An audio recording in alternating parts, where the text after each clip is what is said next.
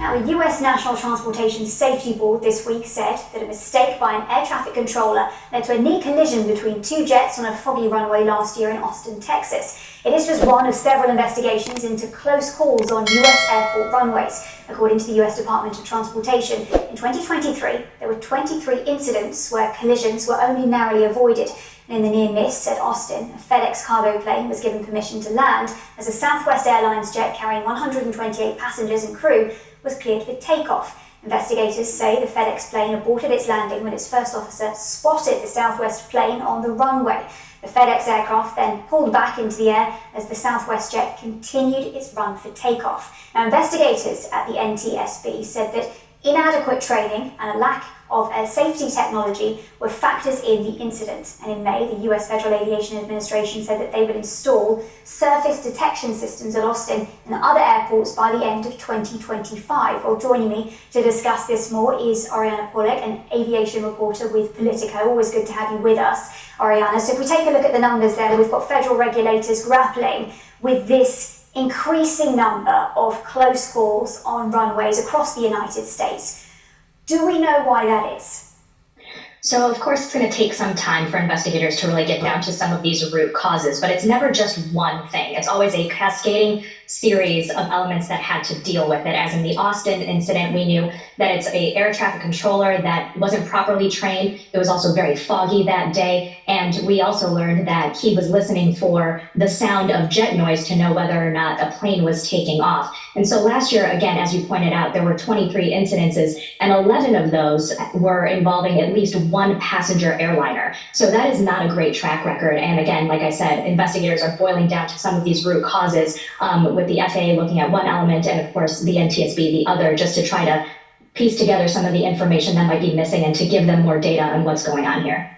So the investigations are continuing. In the meantime, we've had safety inspectors already making calls for more technology on the ground to prevent these kinds of close calls. How would that work? Could it prevent more of these kinds of incidents?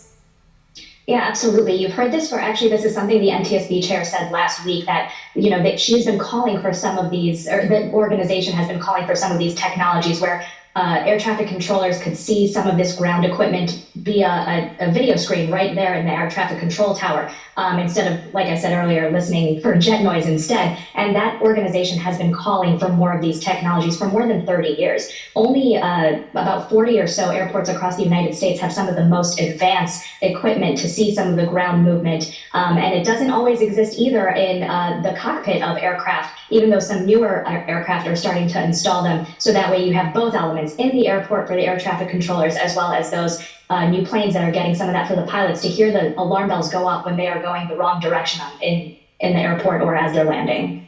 Ariana, I think some people might be quite surprised to hear that that doesn't exist more extensively already across the United States. And of course, nobody wants to see something trending in the wrong direction. You mentioned that some of these incidents, these close calls, were also with passenger planes. I guess the question here is, how concerned should people be about this?